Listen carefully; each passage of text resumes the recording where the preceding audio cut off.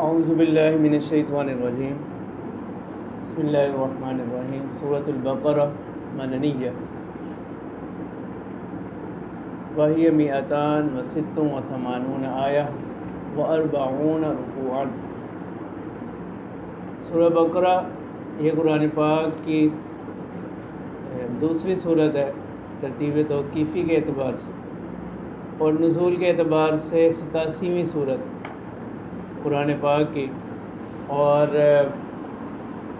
جیسے بعض روایات میں آتا ہے کہ ہجرت مدینہ کے بعد پہلی صورت جو نازل ہوئی وہ سورہ بقرہ ہے، ٹھیک ہے۔ یعنی پہلی صورت نازل ہونے کا مطلب یہ نہیں کہ یہ پوری صورت ہی نازل ہوئی، ٹھیک ہے، بلکہ اس کی جو ہے آیت واتقوا یوما ترجعون فیہ الی اللہ تیسرے پارے کے اندر جو آتی ہے، ٹھیک ہے، وہ بالکل جو ہے وہ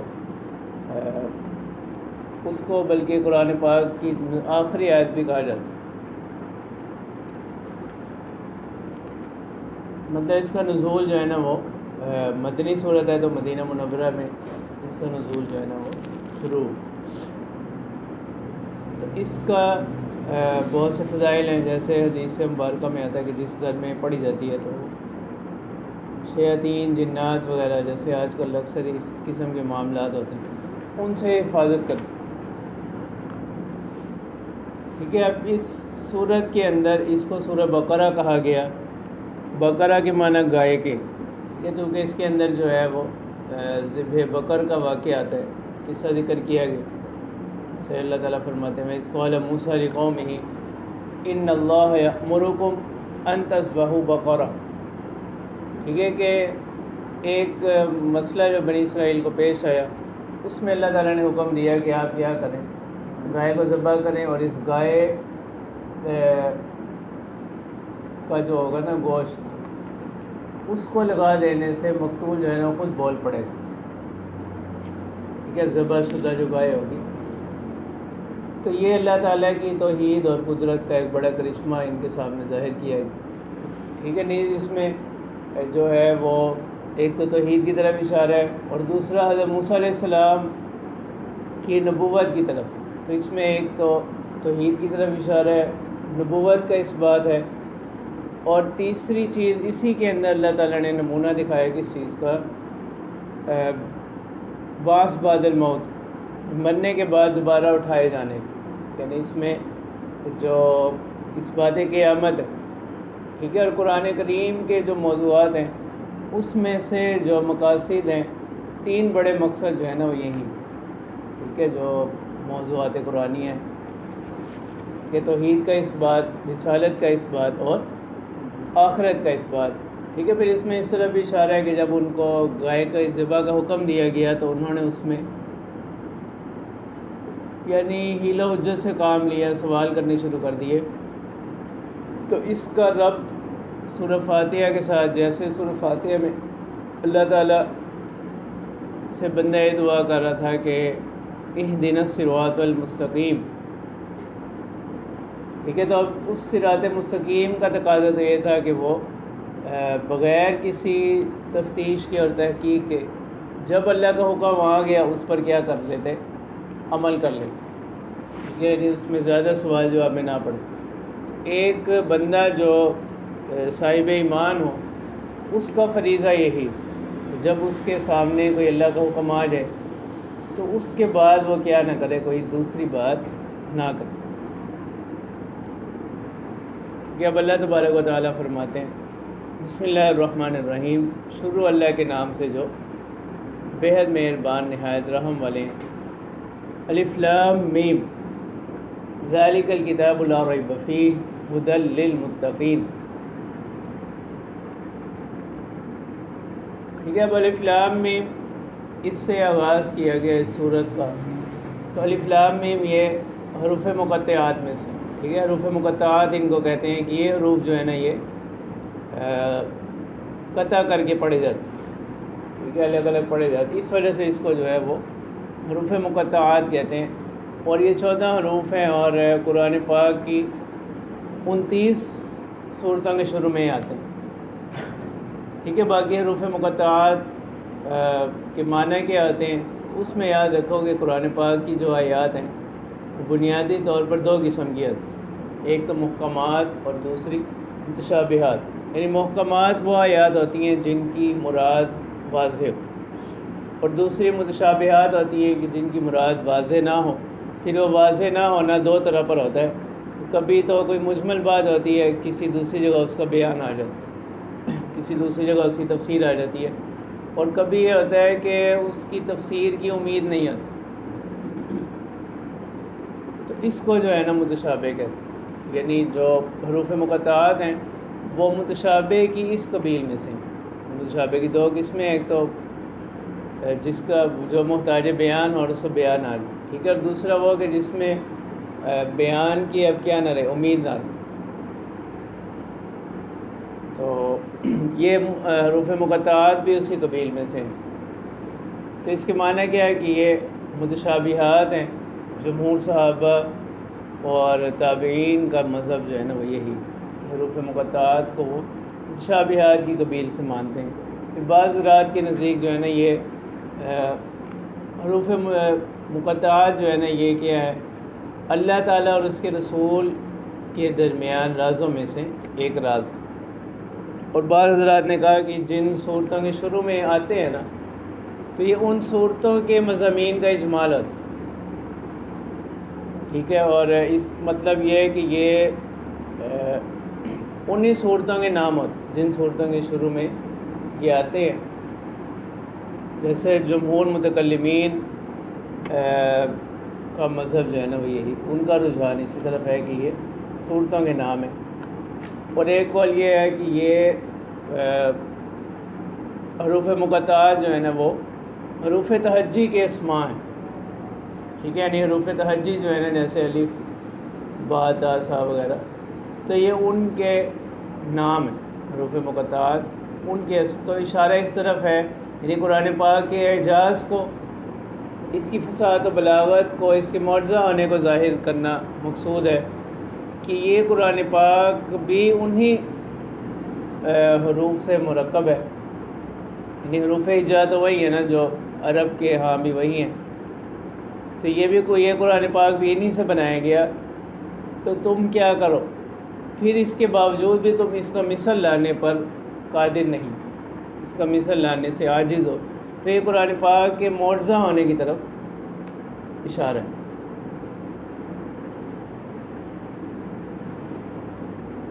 ٹھیک ہے، تو اسی طرح ایک ترتیب اس میں حروف مقطعات کی تفسیر میں وہ ہے محدثین اور صوفیاء کے درمیان۔ یعنی محدثین کے ہاں تو یہ ہے کہ یہ ظاہر کے اعتبار سے تو حروف تہجی ہیں، لیکن اس کی مفہوم کے اعتبار سے یہ کہ متشابہات کی قبیل میں سے، یعنی کسی کو معلوم نہیں۔ جبکہ صوفیاء کے ہاں وہ کہتے ہیں کہ بعض لوگوں کے اوپر جو ہے نا اللہ تعالیٰ ان کی حقیقت کو منکشف کر دیتے، ان کے رازوں کو کھول دیتے، اور بعض ایسے کلام ذکر کیے ہیں مفسرین نے اپنی تفسیر کے اندر کہ اہل عرب کے ہاں بھی ان کا استعمال جو تھا نا وہ رائج تھا،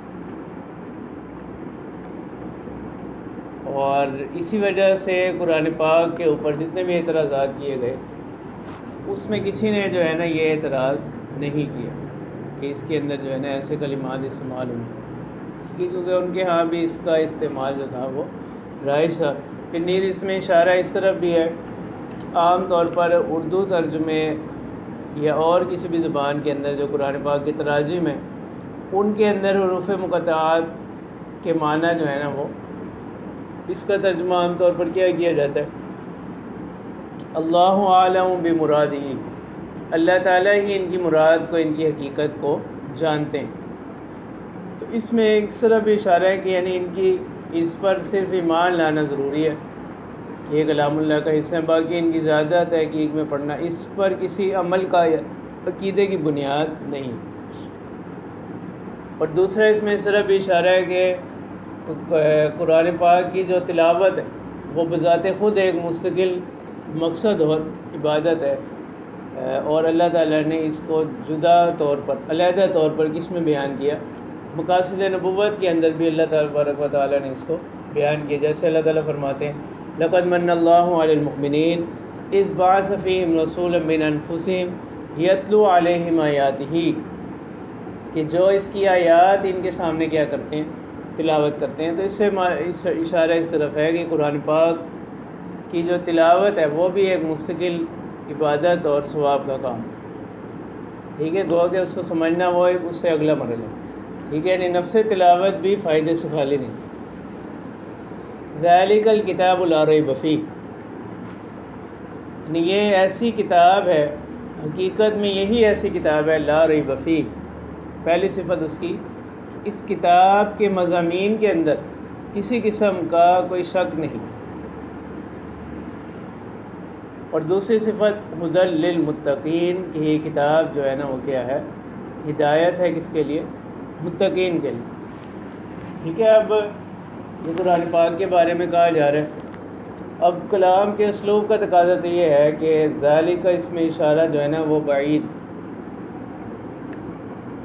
ٹھیک ہے، تو یہاں پر جو ہے نا وہ کیا، اس میں اشارہ قریب لایا جاتا ہے، یعنی ھذا الکتاب لا ریب فیہ کہا جاتا ہے، تو ذالک کا اس میں اشارہ بعید کیوں لے کر آئے، تو اس کی مختلف توجیہات ہیں۔ ایک تو یہ کہ اشارہ اس طرف ہے کہ یہ کتاب جو ہے نا وہ کیا ہے، تمام علوم کی جامع کتاب، یعنی ظاہر کے اعتبار سے تو یہ کیا ہے، قریب ہے، لیکن اپنے اسرار و رموز کے اعتبار سے جو علمی نکات اس کے اندر ہیں ان کے اعتبار سے یہ کتاب کیا ہے، انتہائی بعید، یعنی ہر کسی پر یہ چیزیں نہیں کھلتی، صورتاً قریب ہے، مطلب اس کے اندر جو علوم پوشیدہ ہیں، جو اس کے اسرار و رموز ہیں، ان کے اعتبار سے یہ کیا ہے، بڑی بعید، اس معنی کر کے یہاں پر ذالک کا اس میں اشارہ جو ہے بعید لائے، ٹھیک ہے۔ اور ایک تو جی یہ بھی کہ یہود میں سے بعض لوگ، جیسے مالک بن سیف کے بارے میں آتا ہے،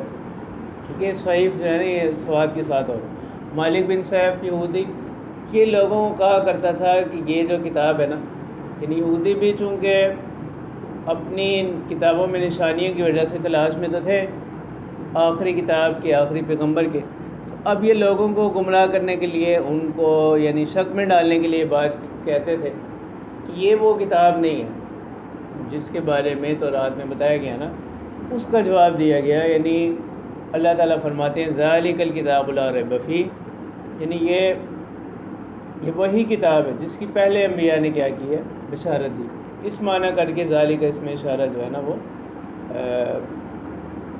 بعید لے کر آئے، تو یعنی اللہ تعالیٰ نے بتا دیا کہ یہ وہی کتاب ہے، ٹھیک ہے، اور اس کے مضامین جو ہے نا وہ کیا ہے، یقینی اور قطعی ہے، یہ تو رات وغیرہ میں تو بعد میں تحریفات کر دی گئیں، تبدیلیاں کر دی گئیں، تو اللہ تعالیٰ فرماتے ہیں ذالک الکتاب لا ریب فیہ، کہ یہ ایک ایسی کتاب ہے لا ریب فیہ، کہ جس کے اندر کوئی شک نہیں، یعنی اس کے مضامین قطعی اور یقینی ہیں، ھدی للمتقین، کہ یہ کتاب جو ہے نا یہ خاص طور پر ہدایت ہے کس کے لیے، متقین کے لیے۔ متقین یہ تقوی سے ہے، ٹھیک ہے، تقوی کے لفظی معنی کس کے ہوتے ہیں، صیانت اور حفاظت، بچنے کی، اور شرع میں یعنی شریعت کی اصطلاح میں تقوی کس کو کہتے ہیں، کہ ان چیزوں سے بچنا جو آخرت کے حوالے سے کیا ہو، نقصان دہ، یعنی اللہ تعالیٰ کی خوف سے، اللہ تعالیٰ کی ذات کے خوف سے انسان جو ہے نا وہ اس کی نافرمانیوں سے کیا ہو جائے، رکا رہے، بچا رہے۔ پھر اس کے مراتب ہیں تقوی کے، ٹھیک ہے، اس کا سب سے جو پہلا مرتبہ ہے وہ کیا ہے کہ کفر سے بندہ تائب ہو کر کیا کر لے، ایمان لے، یہ اس کا پہلا مرتبہ ہے۔ اور اس کا دوسرا مرتبہ کیا ہے کہ انسان گناہوں سے بچنے کی کیا کرے، کوشش کرے۔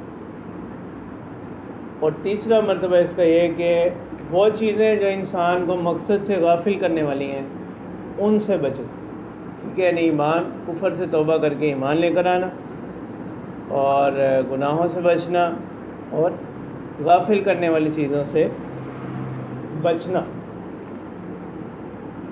اب ان لوگوں کی صفات بیان کی جا رہی ہیں جو متقین لوگ کون ہوں گے، الذین یؤمنون بالغیب، کہ جو ایمان لے کر آتے ہیں بالغیب یعنی غیب پر۔ مطلب کیا ہے کہ ایمان کا معنی کیا ہے؟ ایمان کا معنی فقط ماننا نہیں، ٹھیک ہے، اور اسی طرح صرف جاننا یہ بھی نہیں، ٹھیک ہے، وگرنہ معرفت جو ہے نا وہ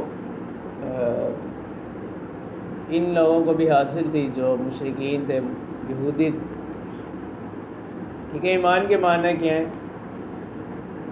تصدیق کرنا، ٹھیک ہے۔ اس وجہ سے ایمان کی تعریف کیا ہے کہ یعنی تصدیق ما جاء بہ الرسول، کہ ان تمام چیزوں کی تصدیق کرنا جن کو کون لے کر آئے؟ رسول لے کر۔ اور ایمان کے لیے ضروری ہے کہ کیا کیا جائے؟ ان تمام چیزوں کی تصدیق کی جائے۔ تصدیق الجمیع ما جاء بہ الرسول، ٹھیک ہے۔ بالغیب یہ ان کی پہلی صفت بیان کی گئی کہ یہ لوگ صرف پیغمبر کی بات پر اعتماد کرتے ہوئے کیا لے کر آئے؟ ایمان لے آئے، ٹھیک ہے۔ تو پہلا درجہ ایمان کا کیا ہو گیا کہ صرف جاننا اور پہچاننا کافی نہیں بلکہ ماننا ضروری۔ اور دوسری چیز کہ پیغمبر کی بات پر اعتماد کرتے ہوئے کیا کرنا؟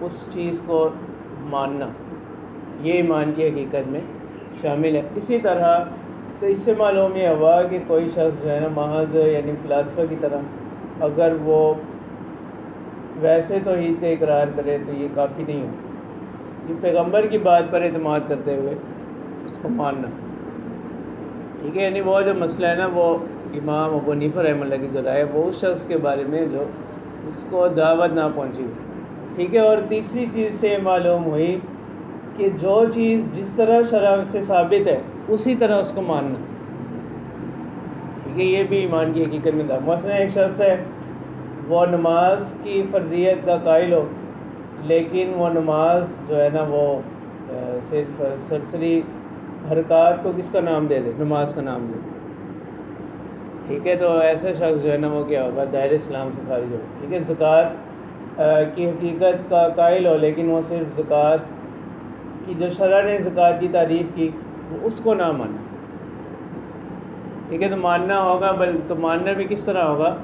جیسے شرع سے جو چیز جو ہے نا وہ ثابت ہے اسی طرح اس کو کیا کرنا؟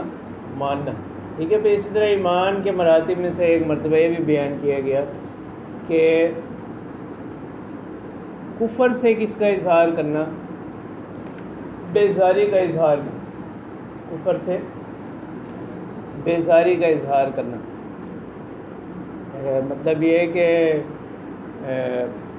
صرف ماننا کافی نہیں بلکہ ماننے کے ساتھ ساتھ جو اس کے خلاف چیزیں ان سے کیا کرنا؟ بیزاری کا اور برات کا اظہار، جیسے سورۃ کافرون کے اندر اعلان کیا جا رہا لا اعبد ما تعبدون۔ تو پہلی صفت ان کی الذین یؤمنون بالغیب، کہ وہ کیا کرتے ہیں؟ ایمان لے کر آتے ہیں، یعنی غیب بن دیکھے، ٹھیک ہے۔ دو غائب اور غیب۔ غائب کہتے ہیں کہ جو نہ تو آپ کو دیکھے اور نہ آپ اس کو دیکھیں، ما لا یراک اور ولا تراہ، ٹھیک ہے، جو نہ آپ کو دیکھے نہ آپ اس کو دیکھیں وہ غائب ہے۔ اور غیب کس کو کہتے ہیں؟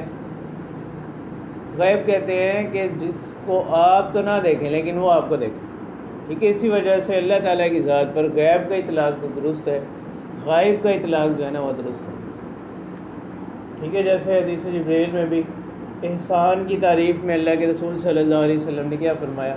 ان تعبد اللہ کأنک تراہ فإن لم تکن تراہ فإنہ یراک، ٹھیک ہے۔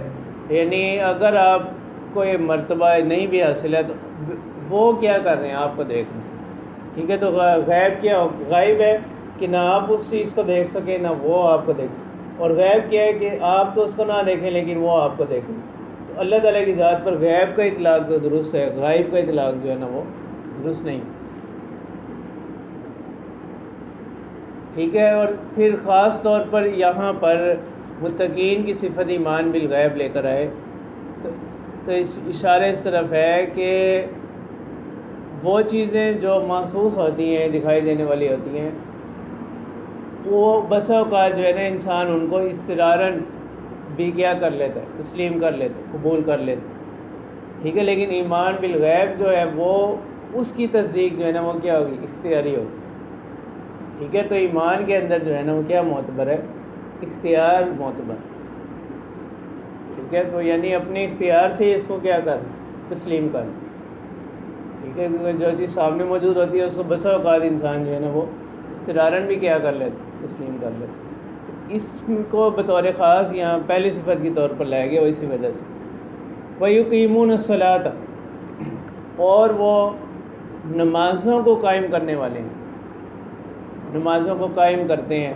نمازوں کو قائم کرنے سے مراد، ٹھیک ہے، اب اللہ تعالیٰ نے یہاں پر یہ نہیں فرمایا وَيَؤُدُّونَ الصَّلَاةَ کہ وہ نمازوں کو ادا کرتے ہیں، بلکہ اللہ تعالیٰ نے کیا فرمایا، وَيُقِيمُونَ الصَّلَاةَ کہ وہ نمازوں کو قائم کرتے ہیں، ٹھیک ہے۔ نماز کو قائم کرنے کا مطلب یہ ہے، اس کی بہت سی تشریحات ہیں، ٹھیک ہے۔ ایک تو مثلا نماز کو باقاعدگی سے پڑھنا، پابندی سے پڑھنا، اس کے وقت پر پڑھنا، ٹھیک ہے۔ اسی طرح اقامت صلاۃ کے مفہوم میں یہ چیز بھی شامل ہے کہ اس کے جو باقی روزمرہ زندگی نماز کے علاوہ اس میں بھی نماز کے کیا رہے، اثر رہے، یعنی یہ گناہوں سے کیا کرتا رہے، بچتا رہے۔ جیسے نماز کی یہ شان بیان کی گئی، ان الصلاۃ تنہی عن الفحشاء والمنکر، ٹھیک ہے۔ تو وَيُقِيمُونَ الصَّلَاةَ اور وہ کیا کرتے ہیں، نمازوں کو قائم کرتے ہیں، یعنی تمام آداب اور شرائط کے ساتھ جو ہے نا نماز کو پڑھتے ہیں، ٹھیک ہے۔ تو باقی جو مصلین کا جو لفظ ہے نا وہ قرآن میں اکثر جو ہے وہ سرسری ہے، یعنی سرسری طور پر جو ارکان ادا کر دے اس کے لیے تو مصلین کا لفظ استعمال ہوا، لیکن کامل خشوع خضوع کے ساتھ نماز پڑھنے کے لیے قرآن پاک میں جو لفظ استعمال ہوتا ہے وہ اقامت صلاۃ کا ہی ہے۔ مصلین کا اطلاق جو ہے نا وہ کس پر کیا گیا، یعنی جو جہاں صرف نماز کی ظاہری صورت پائی جائے لیکن اس کی روح نہ پائی، ٹھیک ہے۔ جیسے اللہ تعالیٰ فرماتے ہیں فوائل للمصلین الذین هم عن صلاتهم ساہون، ٹھیک ہے۔ اب یہاں پر مصلین کو ذکر کیا گیا، جیسے اس میں بھی سورۃ انفال کے اندر سورۃ توبہ کے اندر ولا یأتون الصلاۃ الا وهم کسالى،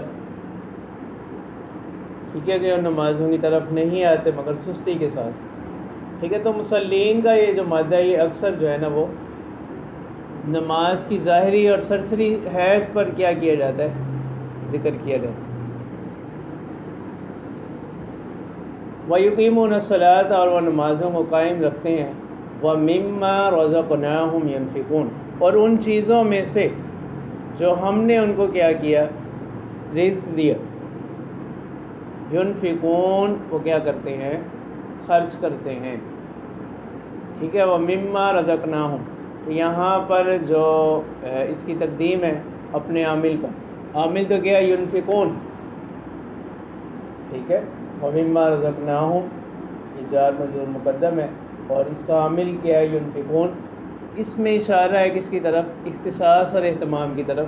تو اشارہ اس طرف ہے کہ ان کے جو ہم نے ان کو رزق دیا ہوا ہے ان میں سے کچھ حصہ جو ہے نا ان کا مخصوص رہتا ہے کس کے لیے، انفاق فی سبیل اللہ کے لیے، تصدق کے لیے، یعنی اللہ کی راہ میں صدقہ کرنے کے لیے، ٹھیک ہے۔ چاہے اس کے لیے ضروری نہیں کہ بہت زیادہ ہو، یعنی ہر شخص جو ہے نا اپنی استطاعت اور اس کے وسعت کے مطابق، ٹھیک ہے۔ تو اس میں یعنی جو مقدم کیا معمول کو اپنے عامل پر، تو اس میں اشارہ اسی طرف ہے کہ اس میں کچھ اختصاص اور اہتمام کے معنی ہے۔ وَمِمَّا رَزَقْنَاهُمْ یعنی اس میں سے کچھ حصہ، رزقناہم جو ہم نے ان کو رزق دیا اس میں سے کچھ حصہ جو ہے نا یہ کیا کرتے ہیں، ينفقون خرچ کرتے ہیں، ٹھیک ہے، یعنی اللہ تعالیٰ کی راہ میں خرچ کرتے ہیں۔ اس میں زکوٰۃ ہے، صدقۃ الفطر ہے، ٹھیک ہے، اور صدقات مالیہ ہیں، وقف، ٹھیک ہے، اسی طرح مصارف حج ہیں، مصارف جہاد ہیں، پھر نفقات واجبہ دیگر جو ہیں جیسے اپنے اہل و عیال پر خرچ کرنا، جو اس کی ذمہ داری ہیں اس کو پورا کرنا۔ والذین یؤمنون بما انزل الیک وما انزل من قبلک،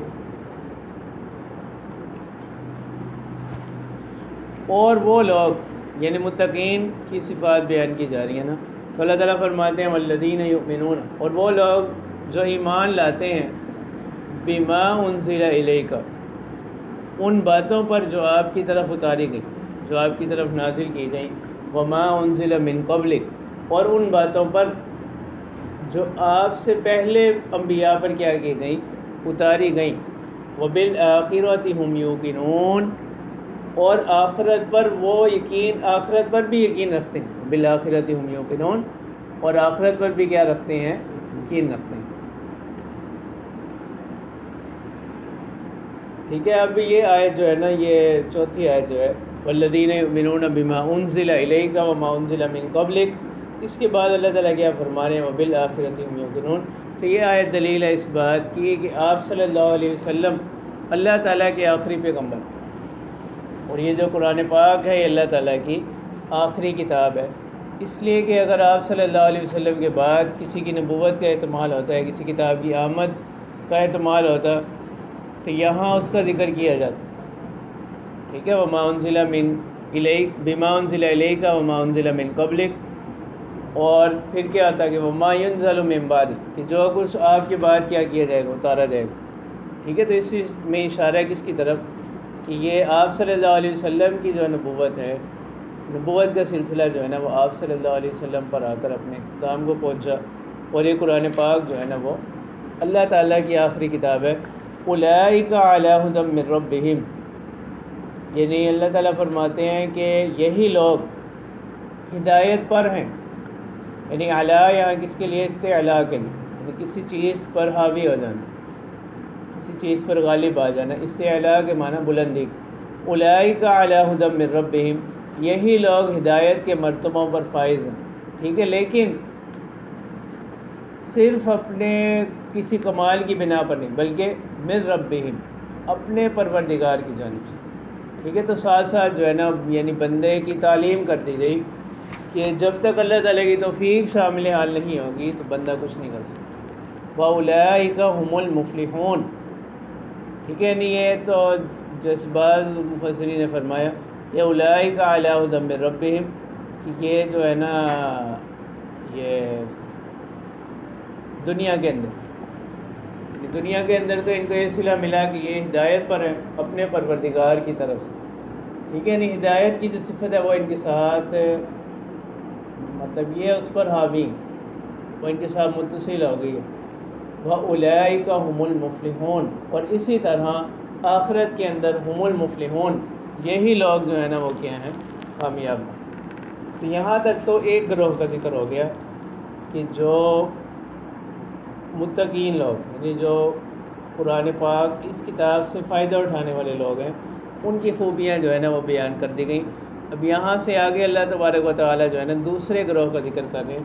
تو دوسرا گروہ کیا ہے، اب وہ کفار کا، یعنی جنہوں نے صراحتاً اور کھل کر کیا دعوت کا انکار کر دیا، یعنی دین کو ماننے سے انکار کر دیا۔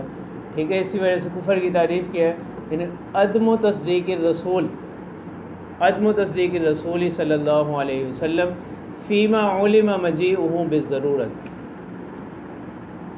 ٹھیک ہے،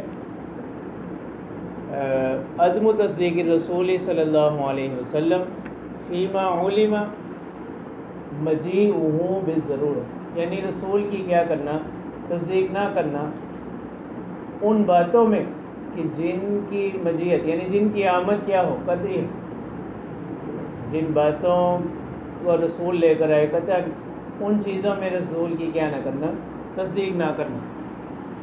ٹھیک ہے، یہ تعریف ہے کس کی، کفر کی۔ اس کے اندر جو ہے نا دونوں چیزیں آ گئی، ٹھیک ہے، تکذیب بھی اور عدم تصدیق۔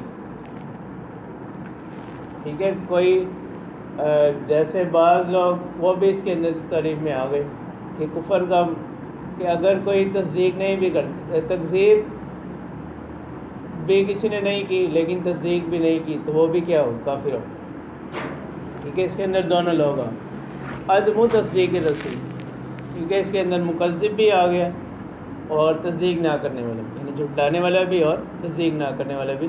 ٹھیک ہے. اور کفر کی ایک اور تعریف جو امام غزالی رحمہ اللہ سے منقول ہے، ٹھیک ہے، وہ کیا ہے کہ تکذیب الرسول صلی اللہ علیہ وسلم فی شیء مما جاء بہ. ٹھیک ہے، اس کے اندر جو ہے نا جو عدم مصدق ہے وہ اس میں یعنی اس کے مفہوم میں نہیں آتا. اس کی بنسبت یہ تعریف جو ہے نا زیادہ جامع. ٹھیک ہے، امام غزالی رحمہ اللہ کی تعریف میں کیا ہے؟ یعنی رسول کا جھٹلانا فی شیء مما جاء بہ، ان چیزوں میں سے کسی بھی چیز کے بارے میں. شیء کی جو تنوین ہے نا وہ تقلیل کے لیے، جو رسول لے کر آئے، یعنی جن کا آنا رسول کے ذریعے سے کیا ہو؟ یقینی ہو. ٹھیک ہے. اور و تصدیق و ایمان کیا ہے؟ والایمان تصدیق جمیع ما جاء بہ الرسول، یعنی تمام باتوں کی تصدیق کرنا جن کو کون لے کر آئے؟ رسول لے کر آئے. تو معلوم اس سے یہ معلوم ہو گیا کہ ایمان کے لیے جو ہے نا ضروری ہے کیا؟ تمام باتوں کا ماننا، اور کسی ایک چیز کے بھی انکار سے بندہ کیا ہو جائے گا؟ کافر ہو جائے گا. ٹھیک ہے. پھر یہیں سے ایک مسئلہ نکلتا ہے تکفیر اہل قبلہ، کہ وہ لوگ جو بیت اللہ کی طرف منہ کر کے نماز پڑھنے والے ہوں ان کی تکفیر نہیں کی جائے گی. ٹھیک ہے، اصول ہے. تو تکفیر اہل قبلہ کا مسئلہ یہ اس کا عنوان ہے. اس کی حقیقت یہ ہے کہ ان کی تکفیر اس وقت نہیں کی جائے گی جب وہ ضروریات دین میں سے کسی کا انکار نہ کرتے ہیں. ٹھیک ہے. اب ضروریات دین کیا چیزیں ہوتی ہیں؟ ضروریات دین کی سادہ سی تعریف یہ ہے کہ وہ امور یا ایسے کام جن کا شریعت سے ہونا جو ہے نا عوام اور خواص سب کے ہاں معروف. ٹھیک ہے، یعنی وہ امور جن کا شرع سے ہونا وہ کیا ہو؟ عوام اور خواص سب کو معلوم، جیسے نماز یا توحید کا قائل ہونا. ٹھیک ہے، ابھی سب کو معلوم. تو یہ ضروریات دین میں سے. تو ان اہل قبلہ کی تکفیر نہیں کی جائے گی جو ضروریات دین کے منکر نہ ہو. ٹھیک ہے، یعنی توحید کے منکر نہ ہو، رسالت کے منکر نہ ہو. اسی طرح جو ہے نا وہ نماز، کسی وہ چیزیں جو شریعت نے جن کو حلال قرار دیا وہ بھی ان کو حلال سمجھ، جن کو شریعت نے حرام قرار دیا وہ ان کو حرام حلال ٹھہرانے والے نہ ہوں. ٹھیک ہے، یہ معنی. اہل قبلہ کی تکفیر اس وقت نہیں کی جائے گی جب وہ ضروریات دین میں سے کسی کا کیا نہ کریں؟ انکار نہ کریں. تو اب اللہ تبارک و تعالیٰ فرما رہے ہیں ان الذین کفروا، بے شک وہ لوگ جنہوں نے کفر کیا، سواء علیہم اانذرتہم ام لم تنذرہم لا یؤمنون. ٹھیک ہے، اللہ تعالیٰ فرماتے ہیں برابر ہے ان کے حق میں انذرتہم ام لم تنذرہم، کہ خواہ آپ ان کو ڈرائیں یا نہ ڈرائیں، لا یؤمنون، وہ کیا نہیں کریں گے؟ ایمان لے کر نہیں آئیں. یعنی مطلب یہ ہے کہ وہ اپنی اس کیفیت کے اندر، اپنی سرکشی کے اندر اس حد تک پہنچ چکے ہیں کہ اب توفیق جو ہے نا وہ ان سے سلب ہو چکی ہے. یعنی اب امید کے تمام دروازے جو ہے نا وہ کیا ہو چکے ہیں؟ بند ہو چکے ہیں. ٹھیک ہے، اسی وجہ سے حسن بصری رحمہ اللہ فرماتے ہیں، جو اگلی آیات میں آ رہا ہے ختم اللہ علی قلوبہم، وہ فرماتے ہیں کہ یہ کیا حقیقت ہے نا، کہتے ہیں گو کہ ہمیں یعنی اس دنیا کے اندر جو ہے نا ہماری جو صلاحیتیں ہیں وہ محدود ہیں، اس بنا پر ہمیں وہ مہر جو ہے نا نظر نہیں آتی. ٹھیک ہے، گو کہ باقی مفسرین کے ہاں تو یہ ہے نا کہ یہ مجازن ہے، یعنی مہر لگنا یہ کنایہ ہے کس سے؟ سلب توفیق سے، کہ اب ان حق کو قبول کرنے کی صلاحیت جو ہے نا وہ ان سے ختم ہو گئی. لیکن کس وجہ سے؟ ان کی اپنی بدعمالیوں کے سبب، ان کے گناہوں کی نحوست کی وجہ سے. ٹھیک ہے، جیسے حدیث مبارکہ میں بھی آتا ہے کہ جب بندہ جو ہے نا وہ کوئی گناہ کرتا ہے اس کے دل پر ایک سیاہ نقطہ لگ جاتا ہے. ٹھیک ہے، اور اگر وہ اس سے توبہ کر لے تو وہ مٹ جاتا ہے. اگر وہ اس سے توبہ نہیں کرتا تو سیاہ نقطے جو ہے نا وہ بڑھتے جاتے ہیں یہاں تک کہ اس کا دل جو ہے نا وہ سیاہ ہو جاتا ہے. اور پھر آپ نے تلاوت فرمائی کہ جیسے اللہ تعالیٰ قرآن پاک میں فرماتے ہیں کلا بل ران علی قلوبہم ما کانوا یکسبون، یعنی ان کے دل جو ہے نا وہ کیا ہو گئے، ان پر زنگ چڑھ گیا. کس وجہ سے؟ ما کانوا یکسبون، جو وہ کیا کرتے تھے، یعنی اپنی بدعمالیوں کے سبب. تو اللہ تعالیٰ فرماتے ہیں ان الذین کفروا سواء علیہم اانذرتہم ام لم تنذرہم لا یؤمنون، کہ آپ ان کو ڈرائیں یا نہ ڈرائیں ان کے حق میں برابر ہے، یہ کیا نہیں کریں گے، ایمان لے کر نہیں آئیں گے. ٹھیک ہے. اب اس میں اشارہ کس طرف ہے؟ یعنی اللہ تعالیٰ نے فرمایا سواء علیہم، یعنی ان کے حق میں کیا ہے، برابر ہے. اس سے معلوم یہ ہوا کہ آپ کو بہرحال جو ہے نا وہ کیا ہوگا، یعنی آپ کی جو ذمہ داری ہے وہ آپ ان پر کیا کرتے رہیں، پوری کرتے رہیں. ٹھیک ہے. یعنی آپ کا جو منصب ہے یعنی تبلیغ کا، اس کو آپ کیا کرتے رہیں، پورا کرتے رہیں. یعنی آپ وہ کیا نہیں ہے، وہ عدم نہ، یعنی ایسا نہیں کہ وہ نفع مند نہ ہو، اس کا بہرحال آپ کو کیا ملے گا، اجر و ثواب حاصل ہو. ختم اللہ علی قلوبہم، یعنی اللہ تعالیٰ نے مہر لگا دی ان کے دلوں پر، وعلی سمعہم، اور ان کی سماعتوں پر، وعلی ابصارہم غشاوہ، اور ان کی نگاہوں پر جو ہے نا وہ کیا ہیں، پردے ہیں. تو علی کی تکرار سے اشارہ اس طرف ہے کہ ہر مہر جو ہے نا وہ الگ، یعنی دل پر مہر الگ ہے، نگاہوں پر الگ ہے، سماعتوں پر کیا ہے، الگ. ٹھیک ہے. علی کی تکرار سے یہ مطلب کلام کے اندر یہ فائدہ اس سے حاصل ہو. ختم اللہ علی قلوبہم، یعنی اللہ تعالیٰ نے مہر لگا دی ان کے دلوں پر، وعلی سمعہم، اور ان کی سماعتوں پر، وعلی ابصارہم غشاوہ، اور ان کی نگاہوں پر جو ہے نا وہ کیا ہیں، پردے پڑ چکے ہیں.